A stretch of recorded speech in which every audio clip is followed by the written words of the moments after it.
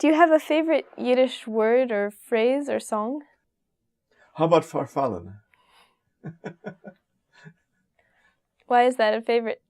Because for me it conjures up something like poker chips stacked, and then somebody comes along and hits the bottom, and they all scatter.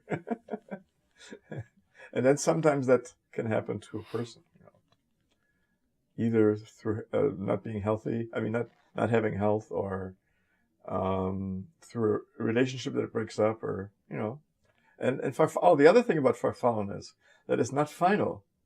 You can pick up the pieces, right? Like you can pick up the poker chips too.